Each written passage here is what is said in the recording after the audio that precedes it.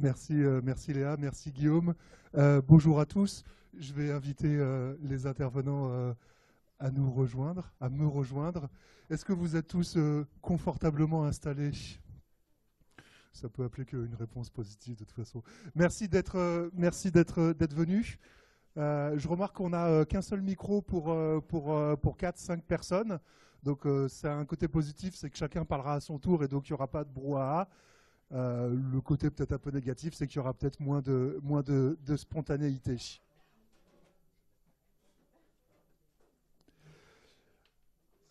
On est ensemble pour 1 heure et demie à partir de maintenant, donc grosso modo jusqu'à 4 heures et demie, sur la thématique de si j'étais hôtelier en 2015. Alors c'est une question que vous ne vous posez pas vous forcément parce que vous êtes hôtelier, mais c'était peut-être intéressant que les consultants ou d'autres qui ne sont pas hôteliers se posent la question qu'est-ce qu'ils feraient s'ils étaient hôteliers. Je voulais juste replacer la promesse de la journée, en fait, ce qui était indiqué sur les invitations et sur le site internet qui présentait l'événement, c'est découvrir comment les nouvelles technologies, bien maîtrisées, peuvent aider les hôteliers à augmenter le chiffre d'affaires et les performances de leur établissement. Alors, c'est une promesse qui est top. Et c'est exactement ce à quoi nos 4 intervenants vont s'attacher à répondre.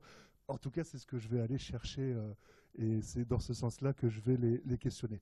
Je vais faire juste une toute petite introduction, 10 minutes, un quart d'heure, et tout le reste du temps, c'est eux qui vont parler. On ne va pas recommencer avec c'est la révolution. Vous avez compris, c'est la révolution numérique. Il y a juste 3-4 choses qui me paraissent vraiment importantes. C'est que cette révolution numérique, elle a fait apparaître des nouveaux acteurs touristiques qui n'existaient pas avant. On peut citer Booking, TripAdvisor, Google Travel, enfin il y a des nouveaux acteurs qui n'existaient pas, qui sont apparus et qui en quelques années ont pris énormément d'importance. Il y a un deuxième aspect, c'est qu'aujourd'hui, vous le vivez tous les jours à la réception dans l'hôtel, il y a une transparence totale de l'information. Des fois, les clients, quand ils arrivent, ils en savent même plus que vous à propos de telle ou telle chambre, parce que, ah oui, j'ai vu une photo de la chambre 23 sur TripAdvisor, c'est elle qui a le petit carreau un peu fêlé en haut à gauche. Et là, on est scié complètement. Donc l'information circule pratiquement de manière transparente. Toutes les offres, troisième point de cette révolution numérique, c'est que toutes les offres aujourd'hui sont visibles. Avant l'arrivée d'Internet, qui avait la visibilité sur un territoire, sur une destination? C'était le gros hôtel, le Novotel, le Mercure. Aujourd'hui, même une petite chambre d'hôte avec 4 chambres, si elle active les bons leviers, si elle est présente sur Booking, sur les distributeurs, si elle fait des offres intelligemment, elle va avoir exactement la même visibilité que l'ancien gros qui avant avait tout le trafic, toute la visibilité. Donc, c'est une opportunité géniale parce que tout le monde a été remis sur une sorte de pied d'égalité, sauf que ça fait beaucoup plus de concurrence parce que toutes les offres sont visibles. Cette révolution aussi, elle est en train de complètement bouleverser la manière de gérer la qualité. On est aujourd'hui beaucoup plus préoccupé parce qu'il se dit sur TripAdvisor que peut-être les autres manières de faire de la relation client. Je parle de relation numérique, hein, pas de la vraie relation client. Donc ça, c'est quoi qu'on en dise, TripAdvisor, mais aussi on est en train de rentrer dans une sorte de démarche on demande systématiquement au check-out, on envoie un email, on essaye de mesurer en permanence la satisfaction. Enfin bon, voilà, cette mesure de la satisfaction est en pleine évolution. Avant-dernier point, c'est qu'il y a un bouleversement de la fixation de prix. Moi, quand j'étais dans l'hôtellerie, j'ai été hôtelier, on avait une basse saison, une moyenne saison et puis une haute saison. Et puis voilà, ça s'arrêtait là. Aujourd'hui, les prix, ils fluctuent, ils sont dynamiques, ils changent tout le temps en fonction de quand je vends, à qui je vends, pourquoi, la durée de séjour. Enfin, vous connaissez ça aussi bien que moi. Et le dernier point qui me semblait important de signaler, mais il y a plus de points dans la révolution numérique, c'est que toutes les stratégies de distribution sont complètement en train de changer en permanence. Tout ça, ça amène, et ça a été mentionné dans l'introduction de Léa et de Guillaume, à un premier point qui est on est en train de rentrer dans l'ère de l'hyper-personnalisation.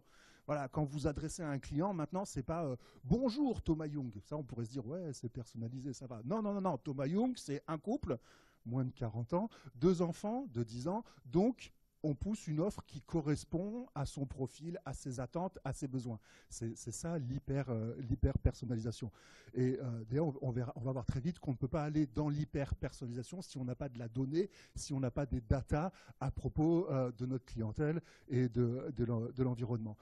Une autre modification que cette révolution apparaît, c'est le changement de marketing. Jusqu'à l'arrivée d'Internet, on était dans ce qu'on appelle le marketing de l'interruption. C'est-à-dire qu'on interrompt ce que votre audience est en train de faire pour lui forcer un message publicitaire. C'est l'exemple typique, c'est je suis devant la télé, je regarde mon programme préféré, Top Chef, et tout d'un coup, bam, ça s'interrompt et on me force à ingurgiter 8 minutes de publicité. C'est extrêmement violent. C'est le marketing de l'interruption.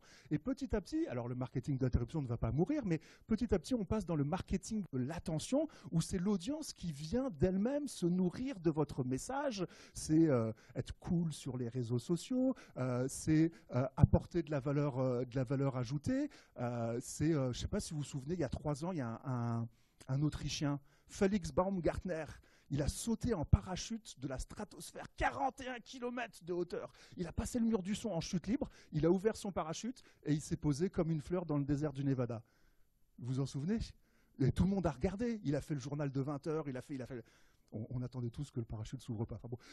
Tout le monde a regardé ça et en fait, ce n'était qu'une publicité pour Red Bull. Voilà, c'est du marketing de l'attention. Aujourd'hui, cet après-midi, on est en plein dans le marketing de l'attention. C'est-à-dire qu'il y a de la valeur ajoutée. Vous venez volontairement ici parce qu'il y a de la valeur ajoutée, mais tout ça est possible grâce à la générosité et à l'organisation des sponsors qui font du marketing de l'attention en ce moment même. Et je tiens à les remercier. Le marketing devient de plus en plus viral. Quelque chose que vous considérez, c'est qu'aujourd'hui, le marketing est aussi généré par vos clients. Quand un client rédige un avis de 300 mots dans TripAdvisor, ou sur n'importe quelle autre plateforme, c'est le client qui est en train de produire du marketing pour vous. Alors, on peut en discuter pendant des heures. Le client n'est pas qualifié pour produire du marketing. C'est compliqué, le marketing. Le client raconte de toute façon n'importe quoi, donc c'est dangereux.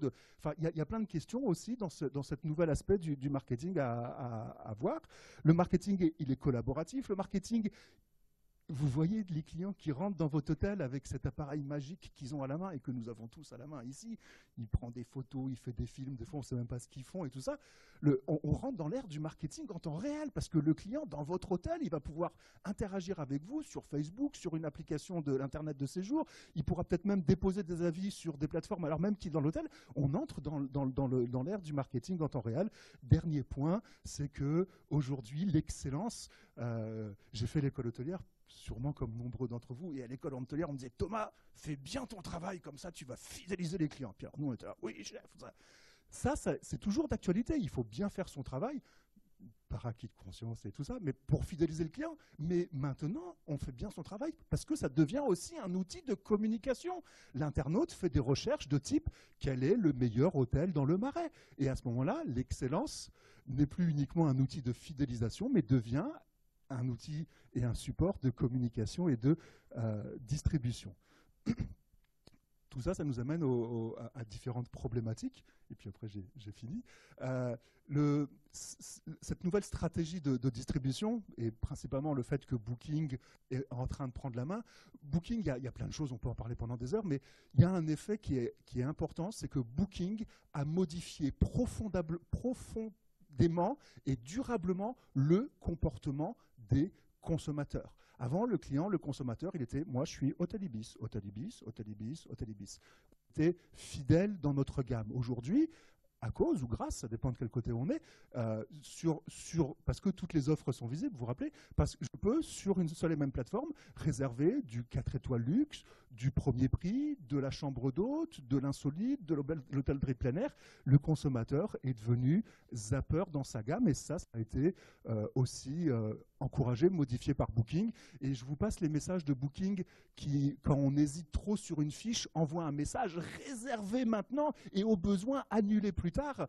Il est en train aussi de modifier le comportement, l'anticipation et le parcours d'achat et de réservation de l'internaute.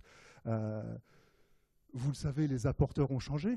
Le guide Michelin, avant l'arrivée d'Internet, 99, le guide Michelin, c'était 500 000 exemplaires tous les ans. Je parle du guide rouge. Waouh, 500 000 exemplaires. Moi, mon hôtel, on était dans le guide Michelin, c'est cool la vie, hein. Il n'y a plus grand-chose à faire après. Aujourd'hui, le guide Michelin, enfin pas aujourd'hui, mais l'édition 2014 du guide Michelin, c'était 109 ou 107 000 exemplaires. Donc les apporteurs ont changé. Avant, c'était page jaune. Guide Michelin, Office du tourisme, ça a apporté du trafic. Ces apporteurs-là ont volé en éclats, ils sont toujours présents, hein. Vous allez me dire, oui, mais le guide Michelin, maintenant, ils ont des applications à télécharger dans les téléphones. Ils n'en vendent pas autant que la perte qu'ils ont eue. Donc les apporteurs ont changé, les canaux de réservation ont changé, ça vous le savez. Et en fait, tout ça, ça nous amène en fait à une grande nouveauté. Je vous ai déjà dit, j'ai fait l'école hôtelière. À l'école hôtelière, on m'a appris à faire une chambre à blanc. Oh, c'est bien, Thomas, c'est propre, chef. On m'a appris à découper des choses en salle, à faire des flambages. On m'a appris plein de choses, hein. C'est génial. Mais à l'école hôtelière, et je pense que vous êtes dans le même cas, on ne nous a jamais appris à commercialiser un hôtel. Et je veux dire, avant l'arrivée d'Internet, nous, les hôteliers, on était globalement les bras croisés devant l'hôtel et on attendait que ça tombe tout seul. Je caricature, hein, jetez pas tout de suite des tomates. Et la principale action de cette révolution fait qu'aujourd'hui, les hôteliers, nous devons aller chercher les clients, on doit se commercialiser. Et c'est très dur parce qu'il y a de plus en plus de concurrence. Il faut aller les chercher, j'aime bien dire, je le dis souvent, il faut aller les chercher avec les dents. Et ça, c'est pas facile. Voilà juste un petit paysage. Moi, j'aborde la problématique ou j'aborde tout ça. J'aime à dire vous avez plusieurs leviers pour mieux vous commercialiser, pour améliorer les performances de l'établissement. Le premier levier, c'est le système d'information. Si vous ne savez pas, si vous ne demandez pas à vos clients qui ils sont et comment ils vous ont connu, vous êtes foutus. Est-ce que je peux juste faire un sondage? Déjà, qui est hôtelier là dans la salle? Ok, donc parmi vous, qui demande à ses clients, est-ce que je peux me permettre de vous demander comment vous avez eu mon numéro de téléphone pour une résa téléphonique? Voilà. Même pas 10%, alors que c'est l'information la plus capitale. Si vous ne savez pas comment le client vous a connu et comment il est venu à vous, vous êtes aveugle et vous ne pourrez pas bâtir une stratégie de commercialisation. Il y a la maîtrise de l'image. Sur Internet, tout le monde parle de vous. Vous avez des fiches sur Foursquare, sur Yelp, sur Dis-moi où, sur l'Internaute, sur Cityvox, et je pourrais vous en citer des centaines et des centaines, sans que vous le sachiez. Des gens qui parlent de votre hôtel, il y a des photos, des textes, vous avez un travail de contrôle et de maîtrise de l'image. Il y a l'optimisation du point de vente officiel, c'est le site Internet. Il y a la création d'animations commerciales. L'analyse de la clientèle va découler sur je mets en place des offres. Le truc basique, c'est si vous voulez attirer les hommes d'affaires, vous créez la soirée étape. Ça, c'est très basique, mais il y a plein de choses à faire dans l'animation commerciale, notamment la fixation des prix, les conditions de vente, les conditions tarifaires. Il y a comment gérer avec les OTA. La question n'est pas de faut-il travailler avec Booking. Bien sûr qu'il faut travailler avec Booking. C'est comment je travaille avec Booking, comment j'en tire le meilleur parti pour moi et pour les clients, il faut toujours penser aux clients, on m'a dit. Et enfin, je termine ça par l'engagement clientèle. L'engagement clientèle, c'est tous les messages et tout ce que vous pouvez faire pour votre clientèle. L'engagement clientèle, c'est les réseaux sociaux, c'est les réponses sur les plateformes d'avis, c'est l'animation en envoyant des emails, toute cette brique CRM. Donc, on n'aura pas assez d'une heure et demie pour traiter tous ces sujets. Donc, on va éliminer certains sujets et, a priori, des sujets qui sont éloignés de l'innovation, puisque la journée est quand même placée sous le signe de l'innovation technologique. Voilà, je vais vous faire la surprise. Pour parler de ces sujets, pour parler de toutes ces questions,